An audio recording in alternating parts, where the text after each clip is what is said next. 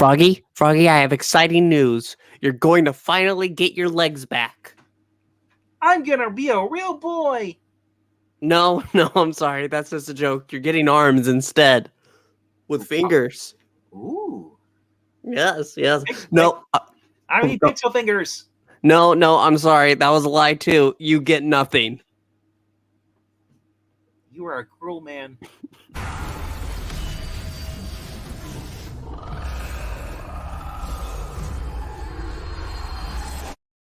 Hello to the people who are watching this again for the 50 millionth time. I am the comic book frog. The guy on the left, the far left, is Puppeting. Yes, it is me, Puppeting. We're here today for the Winchesters. It's episode 6. We've been keeping track of this series ever since. Oh no, Puppeting is so weird. Listen, there is a very specific reason. I try to make sure that our openings tie into the episode we're discussing. And that's what this episode is. Last week, we were promised a werewolf episode. I was so excited. I was so hyped up. But we soon get to come in and find out that that's a lie. Because as John and Mary and Lotta and, what's his name? Carlos. As they are whisked away because an old family hunting friend died, they think it's a werewolf for half a second. Because that was the case that the hunter that died that was on. Yes, and because this is CW, we always call back to other people from other shows. Audrey Marie Anderson, aka Lila Michaels, Diggle's wife. She plays the ex-hunter, who basically the hunter that was basically killed by the creature, which looked invisible. Because we thought it was a werewolf. She's being hunted. She's put in symbol. She's chasing the barn. So and she pulls out the blade. So you're thinking right away. I'm thinking maybe it's silver blade maybe tipped, because silver hurts it. It is. It's silver, and it looks like that's what it's going to be. Instead, she's dragged up to the roof, and a big old splosh of blood hits the ground. And I love that, the big buckets of blood. I do too. But it's just sad. Yes, incredible sauce, great steaks, yeah. There you go. Yeah, so when we're dealing with what's happening in this episode, basically Mary gets a secret call. There's a secret hunter phone, the hunter hotline that we can... Yes, in the metal letters, they have all these phones, and because they're still learning about this hunter... Oh, I'm pretty sure this wasn't set up for they're in their dad's office. Are they? Or her dad's. Yes. Oh, because that's right. They're like, your dad has a secret spy phone. That's right. Yes. Yeah. And it's actually her aunt, I believe, right? Yeah, her aunt. Like I said. Yep. Basically, cool to see this actress again. I mean, who else from Supergirl will show up next? Yeah, that's right. Well, she's from more than Supergirl. I mean, Oliver Queen was on True Blood. There you go. But no, with what we're dealing with here, soon. Wait, he was on True Blood. No, he was on Vampire Diaries. I didn't see either of those, so there we go. Show. So what we're dealing with at this point, essentially, is what looks like to be werewolf. They bury the hunter in the the tribalistic fire pit way. Basically, they give the hunter this a proper hunter burial. That's what I was saying. I want to call it. What's important about this? It's the same thing they did. Sam and Dean did for their mother. Yeah. When they burned her. Yep. Basically a Viking funeral, but on land. The stakes stand up. They wrap them in the towel. And fire. Yes. That's Froggy's favorite part. Anyway, yes. I got to late the match. So then they decide, you know what, we need to think, what could this be about? The claw that we found, you know what? That doesn't actually match a werewolf. So it's something else. Oh my goodness. It's the surprise vampire, right, Froggy? Yes, yes. This is where we get the basically. It belongs to basically a South American vampire, But why would it be so far out here this way? Hmm. I wonder what it could be. But meanwhile, where we got basically, we see that basically is Dean. Or sorry, not it's not Dean, but John. John is basically, he's Edgy. for those who don't know, he's basically he still suffers from PST. He's got anger issues. He served in Nam.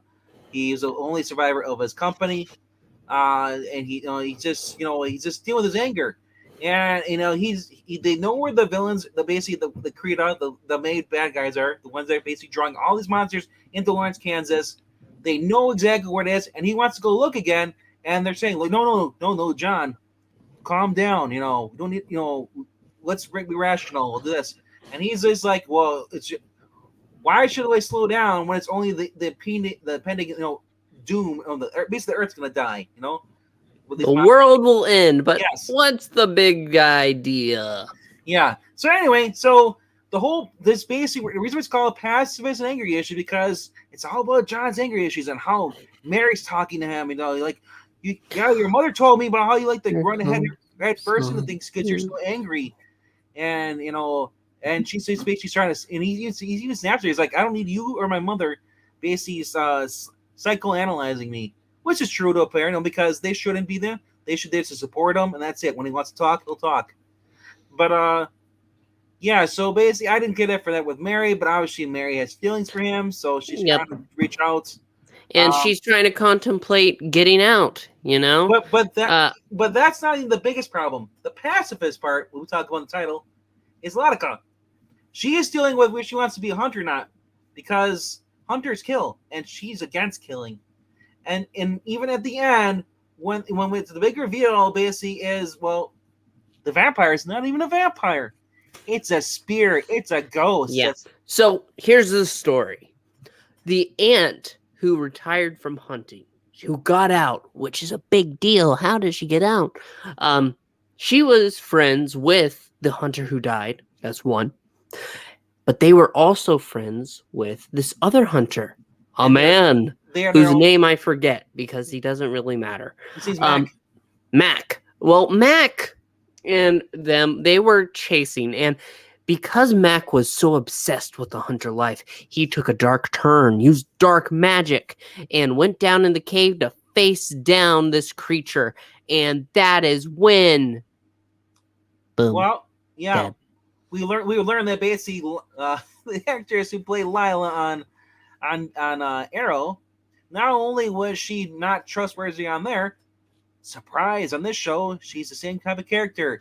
They killed him. They buried him. They set off C4 charges and kept him and buried him in there because they didn't want to deal with him. Because that's the way you deal with magic. You lock it away in a cave. Take note, Dalton. But no, they went ahead and opened the cave to give the body a proper burial. But it seems that doesn't matter. His spirit remains, and it's not at rest. And so we're having to face John, who has his own anger issues. We discussed that. We said that. So I want to. So basically, how the spirit there was a vampire, but the spirit was possessing the body of the vampire that had basically. This is like a Russian doll of monsters. It's like they couldn't settle on one, and like they had three different writers be like, well, I want a werewolf, I want a vampire, I want a ghost. But wait, all of them are here. What if we have a werewolf that turns out to be, it's not really a werewolf, it's a vampire. But wait, there's even more twist. It's a ghost possessing a vampire.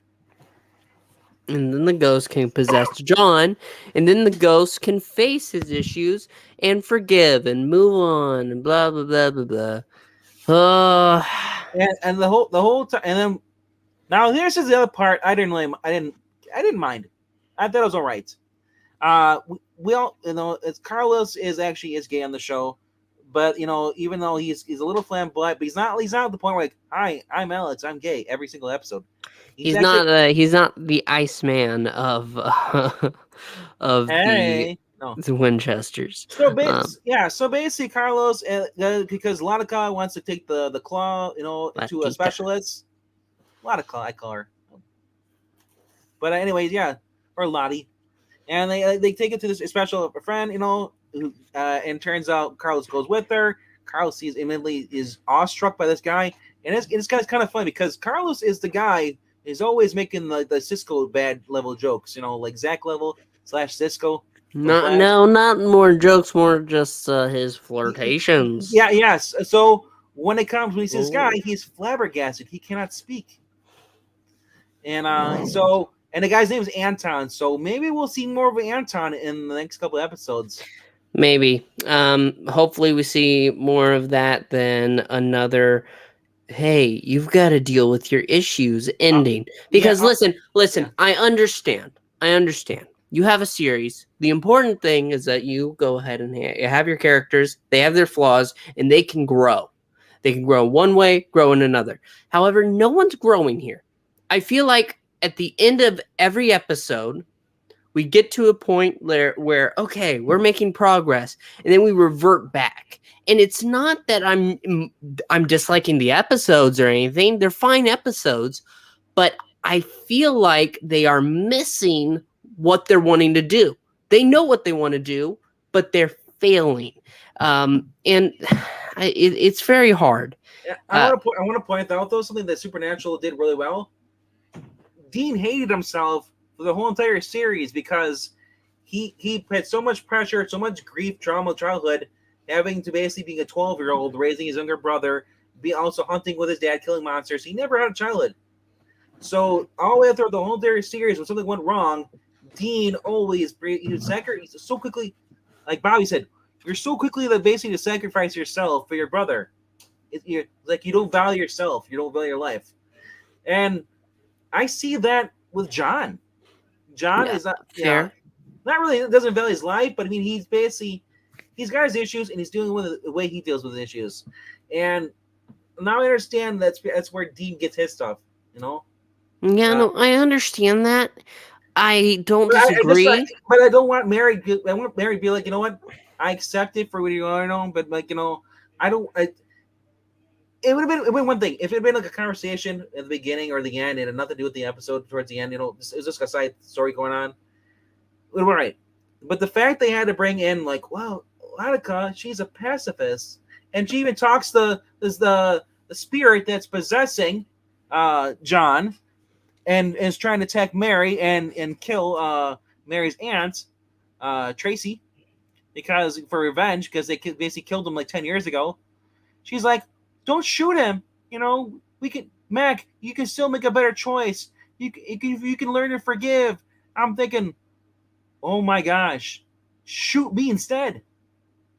That shit should not be in this show. There's no place. Sorry, this isn't that thing. It's just very frustrating. It's very frustrating. I just want, honestly, us to have an issue. I want us to have an episode where they're serious. They have a story to tell. This doesn't. I understand this what we went through with the ant, but it didn't matter. That part of the story doesn't matter. We're so focused on John and Mary, which is understandable, but they need to figure out how to make them And the Sam and Dean of the show, which is what they want. They And want the- them to be the Sam and Dean and with the other, romantic interest. And the other dumb thing, there's no EMF reader like Sam had it. Well, I like this that. is a I little miss, older. I know, but I know It's a little older, Froggy. It's in the past. I know it's in the past. It's in the past. Quit doing the ASMR, you freaky bastard. I can't stop. I need to do it. Welcome to the Winchesters ASMR recap. Sauce. Sauce. Blood sauce. But overall, it's an okay episode. It's all right. Not next week. The week after next, we have the mid-season finale. Episode 7. So, Yeah. but I gotta say that this episode did set up for some new stuff. They're going to basically sounds like they're gonna try and at the end of the episode, they Carlos's friend, in I guess zoning or whatever, or I guess whatever, came through, and now they have basically identity where the radio station is, where it's broadcasting the signal is drawing the monsters in, and they're going to raid the radio station next, or I guess that next episode. So all we know is that it's the big bad people are basically set up to be really evil, and these are just basically like the Scooby Doo kids. Yep. So, we'll wait and see. I was also reading up on the one who plays Roxy. It's Bridget Regan, or Britt Regan, or Bridget. I think it's Bridget Regan. You know who that is, right? Poison Ivy and Batwoman, season 3. Oh yeah. Also Damn. on yeah. I was like, she looks kind of good. I'm like, who is this? I'm like, oh damn. Oh my. Yes. And on this, and so far, she is a non-sexual demon. So that's great. There we go. Alrighty. We want to thank you so much, and we want to hear your thoughts. If you're watching the Winchesters, make sure to leave a comment down below and say what you think. Are we off base? Do you think so? Or do you think we're on base and you want to join us? Well, first base is open. Come on. Who's on first, Froggy? Your mother. Damn right. Also, please make sure to like and subscribe. It helps out the channel. And if you can check out the Ko-Fi, it goes towards books, it goes towards the StreamYard, it goes towards all sorts of things. With your help, we can make this channel great. So please do so if you can. But if you can't, it's absolutely understandable. Just please make sure to do your best to support the channel with the likes, the subscribes. Hey, leave a comment about what you had for dinner. I don't care. Well, no, I do care, but I don't care what's down there. So go ahead, put it down. All right. And we'll see you on Friday for Titans and a reading. And there should be a retrospective and maybe some alcohol. No, I'll need lots of alcohol if I'm going through Titans. All right, thanks for watching, everybody. Goodbye. Do we call it Trinard now? What's their ship name? Bim? What? Bertim? Tim and Bernard?